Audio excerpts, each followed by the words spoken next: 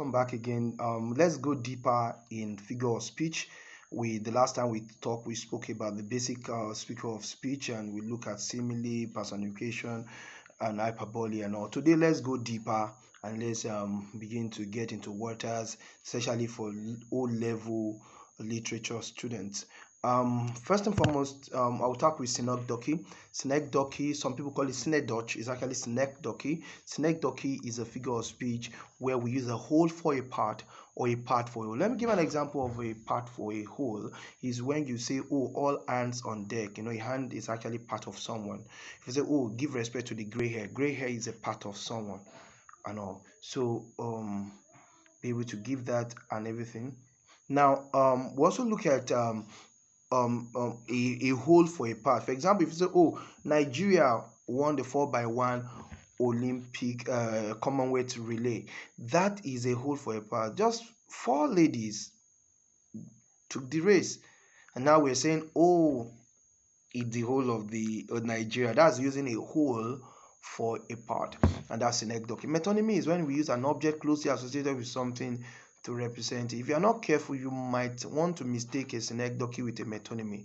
Metonymy is not a part of that thing, just an object closely associated with it. If I say, for example, that he has no respect for the scepter, neither for the crown. A crown is a part of a king, a scepter is a part of a king. So they will say, we has no respect for the king. For example, they say, oh, the man has no respect for a walking stick. Walking stick can become maybe like something metaphoric or a representation of an old man. But you say he has no respect for gray hair. That is synecdoche. He has no respect for the walking stick. That is metonymy. So the man likes everything in skirt. Everything in skirt. A skirt is something closely associated with a woman. That is metonymy. He said the pen is mightier than the sword. Pen is mightier. Don't forget that metonymy is also more or less like an extended metaphor. It's an extended metaphor. Another thing I want to talk about is anecdote. Anecdote is a short and amusing story, usually in the middle of usually a speech or an illustration. For example, if I'm talking about how important it is to be successful in life, then I give you a short story to buttress my point. That is also an example of an anecdote. And that one is epigram. Epigram is a short, wise saying. It can also be a short, wise poem. A short, wise saying is an epigram, a short, witty statement. Now, epitaph is also another word for epitaph, is also cenotaph. Cenotaph is usually an inscription on a gravestone. Back in the day, they used to write like a small poem that they put on somebody's burial ground. Sometimes some people will have even written their epitaph before they died. So usually such inscriptions used to be very popular. They put on somebody's gravestones and all, and that is an epitaph. Pun, P-U-N, is one of the most important figures of speech. A lot of you will have heard the phrase no pun intended. No pun intended. But you must understand the word pun is a play on word. It's a play on word. In Julius Caesar, there was an interaction. Let me put it in layman English. There was an interaction where someone was trying to accost a cobbler. A cobbler is a shoemaker, somebody who mends shoes, who mends soles, S-O-L-E. So a very, very terrible guy came to disturb that cobbler.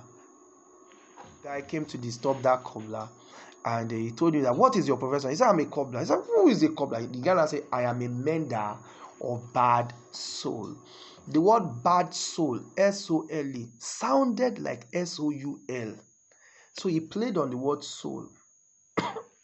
I once wrote a film script called World Leaders. It's a debate story, World Leaders, W-O-R-D. I played on the word world to sound like world, the whole world and all. So that is an example of pun. Like in Shola Winniebee's Homeless Not Hopeless, he said, we are the lack that take your lack. That is a play on word. If you're a man this house, that is a play on word. Another one is Antonomasia. Antonomasia is when we use a name to represent a general class. For example, we all know that Funke Akindele is a fantastic actress. So when you now look at a girl and say, look, are you the Funke Akindele of this house?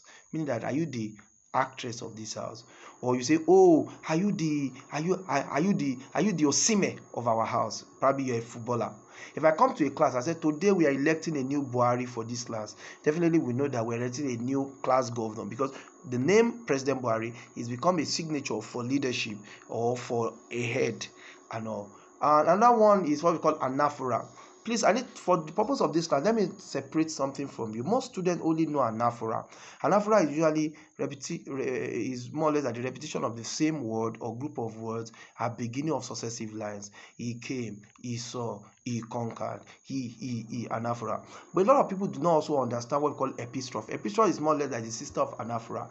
Epistrophe is repetition of the same word at the end of successive lines.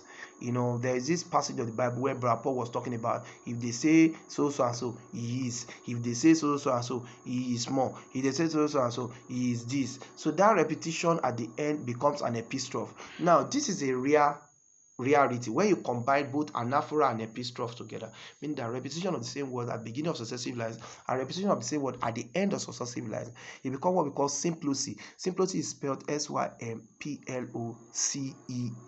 Repetition both at the beginning and the combination of anaphora and epistrophe. Another very, very complicated figure of speech is syllepsis, which has a variance more or less similar to NDRDs and also a bit similar to Sigma. And I will just explain. It's a figure of speech where a connector actually connect two things together. Usually, one is denotative, another one is connotative. But there are no hard and fast. So for example, I say, oh, the guy broke my heart and my pot. The lady stole my heart and my wallet. You can see that stole, heart and wallet becomes an example of a syllepsis or a Sigma. Now, when Sigma actually look deeply into this concept by having, when the connector comes at the beginning, we call it the proto-Sigma or the pro-Sigma.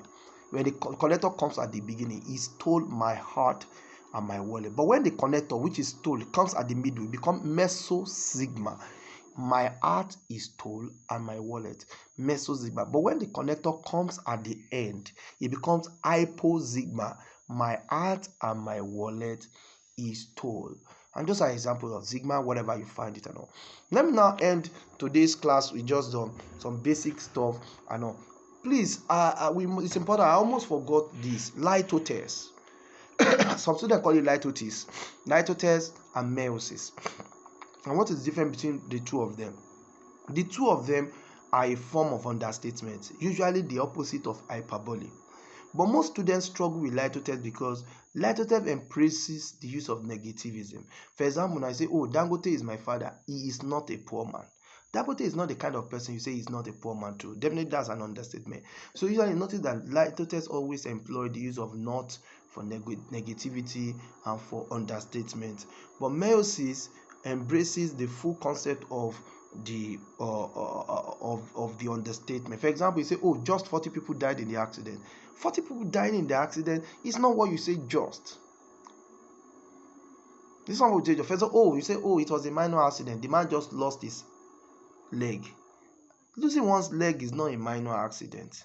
So definitely it's an understatement. As hyperbole tries to overstate and overreach, litotes underreaches and also try to understate. I want to end with some concept of acoustic. Acoustic is realization of sound in poetry. So whenever you hear the word acoustic, this usually come out in a UTME exam.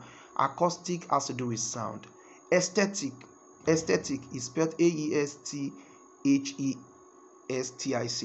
Aesthetic has to do with beauty. Realization. One is sound. Acoustic is sound. Aesthetic is beauty. Some of you in your church, you have the aesthetic department. That's the beauty or the decoration department. If you have any question, please send your question to me.